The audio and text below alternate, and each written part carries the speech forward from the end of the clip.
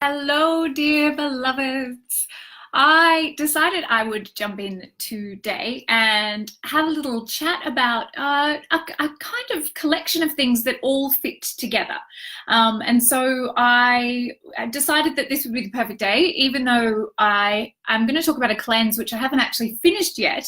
A number of people have been really interested in this journey that I'm going on. And I wanted to share with you where I'm at because I'm, actually quite far into it and the end is in sight.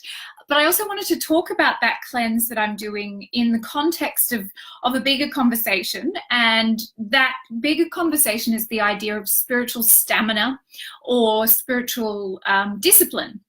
And it's interesting because I shared the Spiritually Fierce Vow, a beautiful new version of it that's been designed by intuitive designer Christy Jameson with my gorgeous initiates this morning. And the quote that I shared from Caroline Myss is that it's out of step with contemporary spirituality that we should take a vow before God and say, I will privilege my spiritual seeking above all else. And, I created the Spiritually Fierce Vow as an antidote to a very, superficial spiritual culture, a culture where we tend to conflate wellness with spirituality, which has nothing to do with it because the body is actually not what we're working with at all when we're going into those states of deep mysticism. We are transcending the physical realm. Now, we don't transcend it because we don't want to honor it, acknowledge it, and privilege it, but because the mystic is going to then draw that energy of transformation and transcendence into the physical realm. So we don't let ourselves be caught up in stories. Okay, and we have a lot of stories around our body, its limits and what it can and can't do and why I can't do this thing in the name of God. And there's lots of ways that I've been showing up for God or for my spirituality in a much more disciplined way than I ever have. Now, spiritual stamina and discipline are things that I probably have a fairly good share of. I think I got my share, but the balance is how do we do that spiritual stamina and that spiritual discipline without becoming sort of, punitive and that self-flagellation and those days where, we don't want that. We don't want this to become a way that we weaponize God against ourselves. The whole point of me getting this "what if there is no problem" tattoo on me was to stop problematizing myself and treating myself as a failure as a spiritual being. That's not what I'm talking about when I'm asking us to consider our relationship to spiritual stamina. What I want instead is for us to find an antidote to a spiritual culture that currently exists in the world, which is about the trinkets and superstitions, which is about picking up the tropes, the outside external things of a faith and putting them on and appearing to be spiritually devout. Whereas in truth, what really matters is what do we do when no one is watching? Because that's when our faith is truly going to show itself to us. When Instagram and Facebook are not switched on, how devoted are we to knowing ourselves as God and living from that place? So let me go back to the beginning. As part of my commitment to my spiritual stamina and increasing my spiritual discipline, the beginning of this year, I made a commitment to stop drinking alcohol. And that's forever, by the way, not for like February, it's forever. And I found that I fell off the wagon a few times. And that didn't surprise me, but it was the holidays and there was a lot of sunshine and it was summertime and I was giving myself all the excuses, even though I'd felt called to give up alcohol. I like that feeling of being a bit tipsy. I like going out and drinking like everybody else. I like that kind of energy. And in fact, I don't really like going out at all if I'm not drinking. So there's an interesting kind of side to it. So after sort of falling off the wagon for the second or third time, I woke up really, really clear. And the clarity was, okay, Ricky, if you're going to meet one fear, which is what addiction is, any form of something that we want to stop doing and we can't stop doing is an addiction. And often we'll say, well, it's outside of my control. It's too big for me to do, blah, blah, blah, whatever our story is. And I'm like, come on, Ricky, this is, you claim you're a spiritual leader. You got to get your shit together. You can't behave like this. You are standing up. You've said that your life is, in devotion to knowing yourself as God. Self-realization was my intention for 2019. And you've got to get your act together. And I felt this absolute certainty come into my body that if you're going to meet one addiction, you're going to meet them all. And that was like a direct instruction from God. And from that day to this, and it's now been 36 days, I've been raw vegan. Now, what that then led me to was sort of having the space around me to look at all the things that I was addicted to with food and drink, even, alcohol aside. All the ways that, having previously given up alcohol, I'd take up a sugar habit, or I'd eat too many carbs, or I would just find another thing to become addicted to, because the ego needed its satisfaction. The ego needed something to kind of get pleasure from. And it was a really beautiful recognition that in that moment, I believe that, God entered into my consciousness and gave me the capacity to make a choice to completely revolutionize the way that I eat and drink and my relationship to those things. So it's been joyfully easy to be raw vegan. And I think because my prayer had been so consistently, dear God, increase my power to serve. And I recognized that this was kind of one of the things that needed to change. My relationship to food and drink needed to stop being about entertainment, about reward. Oh my God, you're working so hard. You deserve to have this. All the stories I would give myself, and to change into food is my medicine.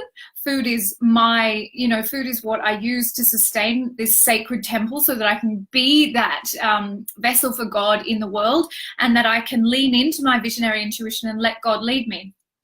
The thing is about, giving up addiction is that it may not be raw vegan for you, but for me, it absolutely was. And I'd been being called to become vegan for a really long time. And I'd already started making those changes, not having dairy very often when I was in my right mind. When I got into my addiction, I would tend to have some dairy.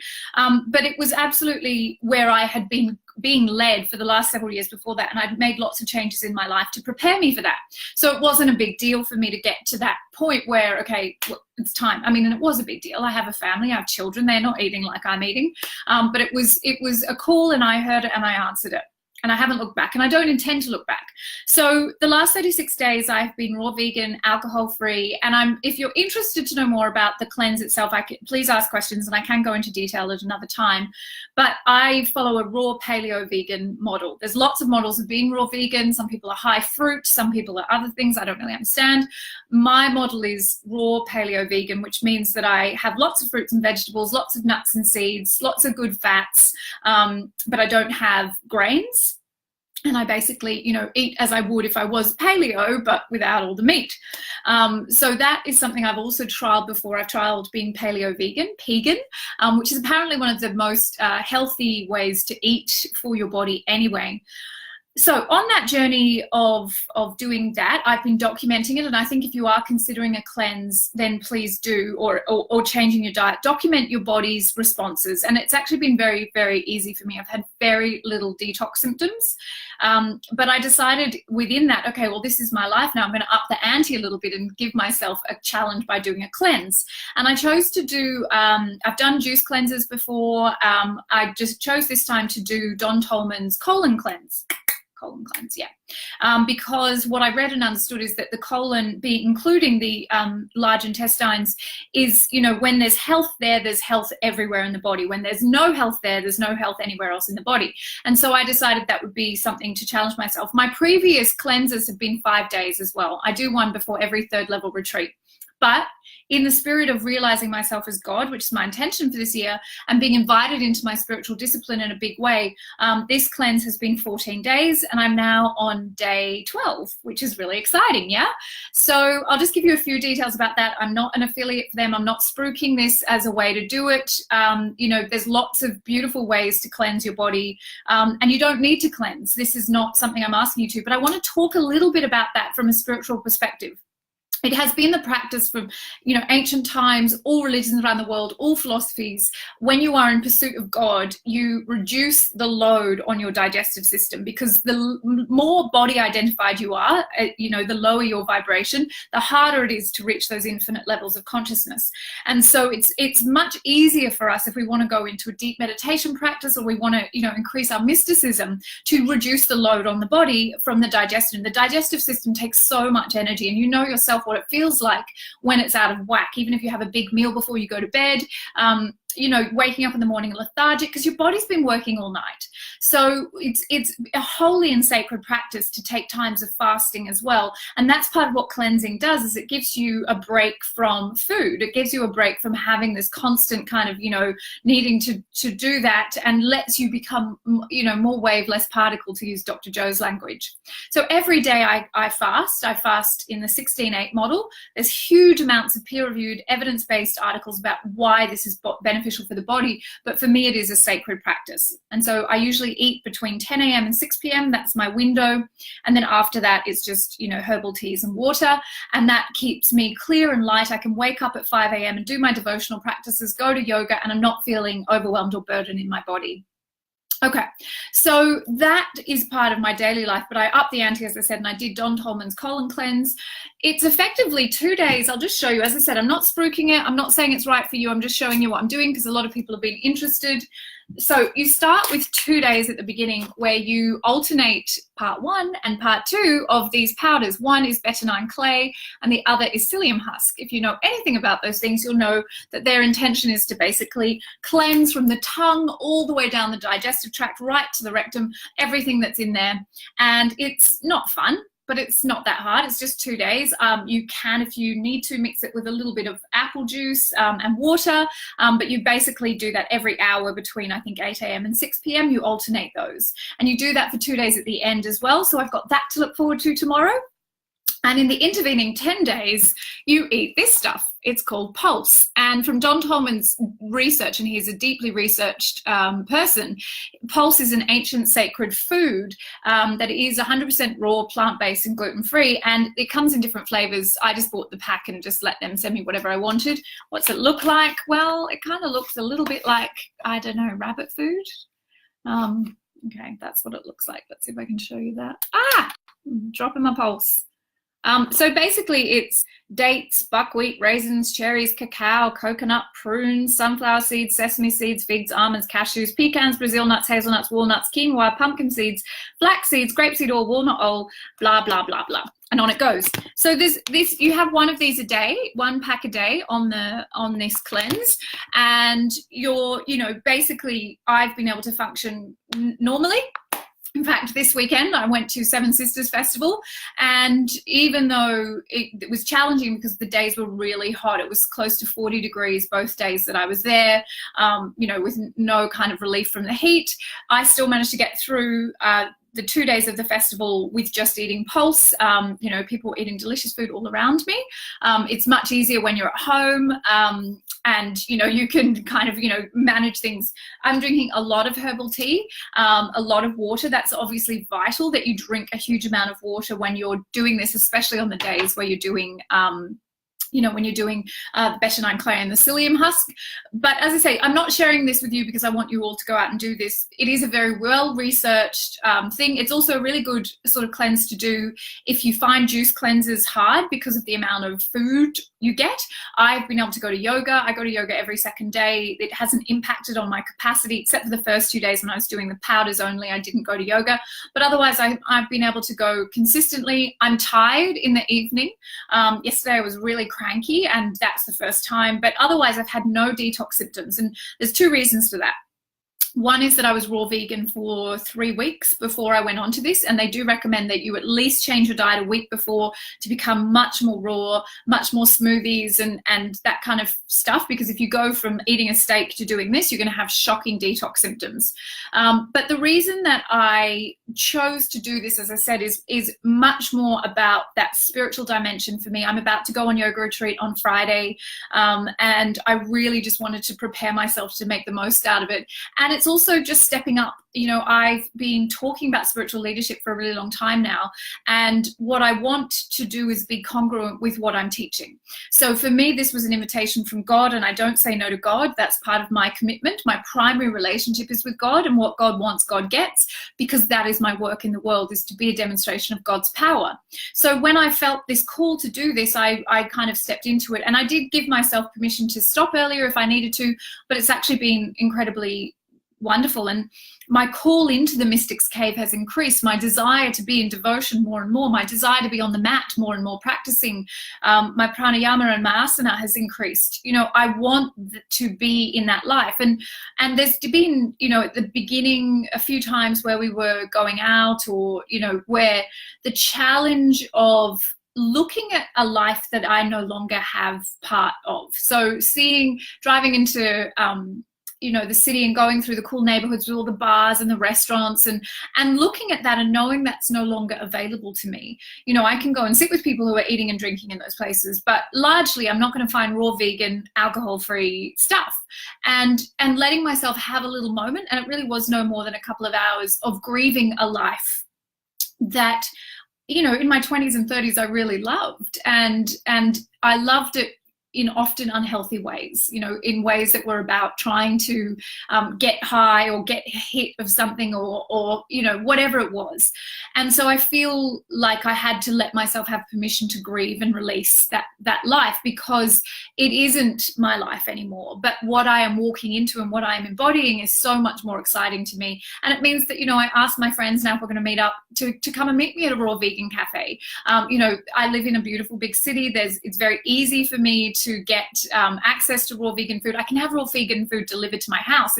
I'm very, very blessed in that way. But it's really comes back to this idea, and this is what that ties all of this together. I'm going to talk a little bit about the Seven Sisters Festival as well, because that was another part of this spiritual stamina. When we decide to walk this path towards knowing ourselves as God or the infinite, or whatever language you use, it is not always going to be the easy choice. In fact, very often it will be the harder choice that you need to make. And part of that is about saying no to others. Part of that is about saying no to yourself, and being willing to put down this seemingly innocent things, maybe like eating food that doesn't agree with you, just because, you know, I deserve it and I've worked really hard this week, or whatever your story is, because you want to just have a reward for being on this path. You know, the reward is the path, and the path is the reward. So for me, looking to try to find myself to reward myself with really shitty things, when what I get is freedom from fear, self-realization, to know myself as God and to be in service to the world, why would I go seeking something that's going to harm me? And I don't care what's going on in your life. I don't care what your circumstances are. You know, that spiritual discipline is about being willing to look at your own bullshit stories. And I had a lot of bullshit stories that I let myself keep on enacting, because it was easy and it was simple, in the sense that I didn't have to really show up. I didn't have to change anything. And now things have changed. And, you know, the way we eat in my household has changed. And, you know, the way that I socialize changes. And that had already been happening. But now it's like, it's all becoming congruent. So this weekend I went to a festival that's held annually here in Victoria, just outside of Melbourne, called Seven Sisters Festival. And this is another story that I want to quickly share with you about stepping out of my comfort zone and getting spiritually congruent.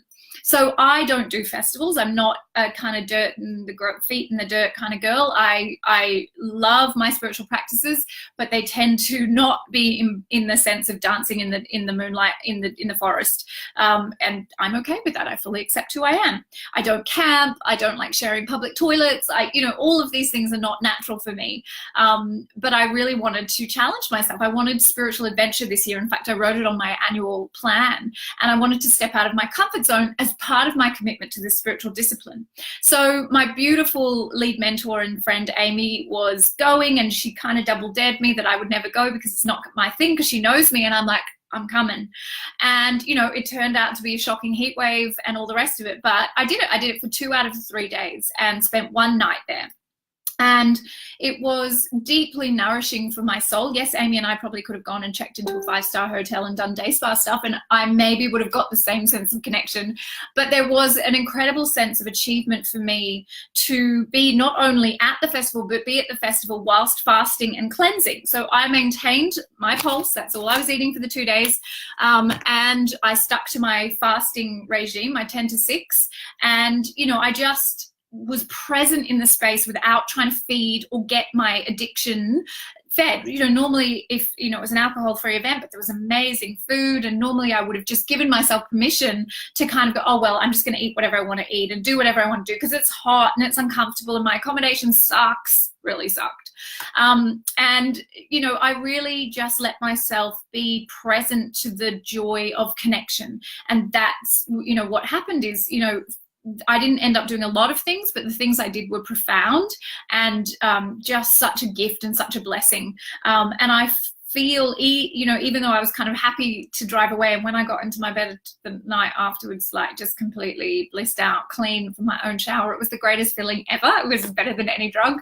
You know, I gave myself that opportunity to meet a deeper part of myself and to find that inner discipline. So the really cute story here is, and I've been kind of, you know, teasing this story for a little while, but Lisa Smith, if you're listening, I'm not sure you can be here now, but I was there for one night, and my accommodation was an old train carriage, which was shared with about 8 other women, but it had been like 40 degrees that day, and the train carriage was under this tin roof. So the carriage itself was probably close to 50 degrees. It was foul, and there was no air moving in there.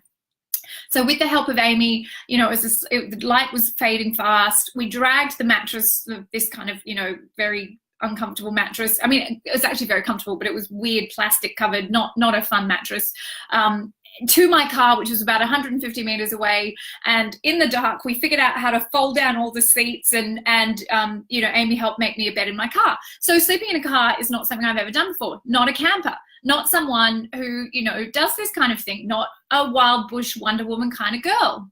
Wild bush Wonder Woman, that sounds dirty, but you know what I mean, someone who does this kind of thing. And you would say, Ricky, I'm sure some of you go, there were public toilets like 50 meters from your car and running water, and I know that that makes me seem incredibly unhardcore, but I was meeting a limit of my own, and that's the point. It's about our own limits that we meet. And after I figured out, with my husband's help, how to disarm the internal alarm so that I could actually sleep in the car, because the car is like so fancy and new, it was like every time I rolled over, the car alarm would go off. We sorted all that out, and I actually had a really good night's sleep, you know, based on the fact that I was sleeping in my car in really shockingly hot temperatures. But it was such a joyful moment for me, and with the help of dear Amy, to kind of, you know, to have this experience of really just meeting another part of myself. And I could have easily driven home that night. My house was only an hour away, but I wanted to really embody something new for me, and to have that spiritual adventure, and to be able to stay positive and affirming, even though the situation was different to my expectations, which is part of our spiritual discipline, yeah? To vow this day, I vow this day to meet my fear, you know, to choose love first every time. And it was easy because I had the goddess Amy with me, and so I had this real incentive to, you know, impress her. Really just wanted to impress you, Amy. That was my main goal. So you wouldn't think I was a total wuss. But to just be part of that adventure with this 2,500 other women who were there. And it was such a beautiful experience. And I think for both Amy and I, one of the highlights was Fleecy Malay. And, you know, I really do want to talk, I'll do it at another time, about her understanding of the word nice and being a nice woman, and how we can put down this idea of being nice, which has a really terrible connotation. So if you do nothing else today, please take the word nice out of your vocabulary. But to really just embody that sense of not being afraid just because things are different to my expectations. And to be unafraid to be uncomfortable. And it was, a lot of it was uncomfortable, but that didn't scare me, because I think by meeting this spiritual stamina at a deeper level inside of me, I was putting down, you know, putting down a lot of my stories about myself. And this is what I want to link back to. This spiritual stamina is very often, we cut it off at the knees because we have stories about ourselves. I'm not that kind of person. I can't do that sort of thing. I couldn't possibly fast. My family needs me to be like this. I have to show up like that. And so often that's about us being nice and about being, you know, being able to make everything nice for everybody else. But what if it's okay to get uncomfortable in pursuit of God? I asked my postgraduate students recently if they would be prepared to sweat for God. And, you know, their resounding response is yes, because what we're talking about is, you know, being unafraid to change the hard things in order to reap those incredible rewards. And the reward is ultimately freedom. It's freedom from fear. It's freedom from self-doubt. It's all these, freedom from all the stories we've told ourselves and have been told about ourselves all of our lives and our lifetimes. You know, women have been told a very bad story about themselves for thousands and thousands of years. And whilst we keep enacting our limits, we are agreeing with those stories. And sometimes we have to dig really deep to recognize what are the barriers that I'm putting between me and my God, goddess nature. And for me, you know, attending Seven Sisters, doing this 14-day cleanse, getting uncomfortable, being too hot, being a little bit hungry, being a little bit overwhelmed, all of those things are how I'm pushing out the limits or those blocks between me and God. And I'm not afraid of that now. And that is in fact the reward. You know, the things that are creating, you know, new healthy habits, new addictions for me. You know, I've never been as devout a yogi as I am right now, because I wake up in the morning ready. I wake up really early now because my body isn't suffering from having, you know, had to process crap that it didn't want in the first place, that was not doing it anything but causing harm. So I feel really, really grateful that that divine intervention that happened at the, you know, end of January, beginning of February for me, when God sort of reached down into my brain and rearranged things so that I could walk this path. And that was probably, you know, years of that prayer, dear God, increase my power to serve, and trying so hard and kind of hitting up against those walls. But I do believe that when you see someone else do it, it gets easier to do it for yourself. So let me be that example for you, to invite you today to look at where you are holding yourself back from God because you've got a story, a bullshit story about yourself, a limit that you've placed between you and God that is preventing you from being in the full expression of who and what you are. Because this is the time, dear sisters, where we get to be unlimited, infinite consciousness if we are simply willing to meet our fear, to meet our bullshit stories, to put down our agenda, to keep playing small, because it's usually an agenda that we have to limit our own power, because that's how we don't have to show up. You know, and I've wrote a program called Higher Power that came out at the beginning of this year. It's no surprise then, because everything is my own medicine, everything I put out into the world is my own medicine, that I got this epic invitation to actually become truly congruent.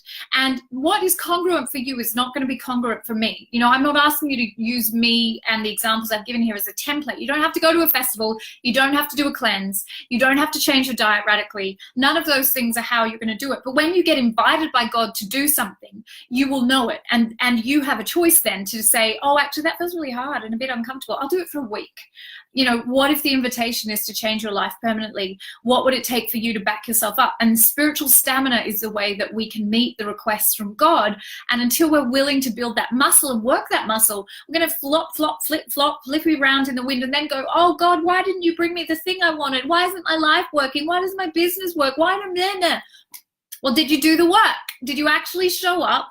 Or are you trying to kid God? Because you can't, by the way, you cannot get away with that. And for a long time, I was trying to get away with being spiritual over here and being incongruent over here. And now, you know, I'm feeling like I'm getting closer and closer, and it's a lifelong commitment. It's not something I'm going to stop.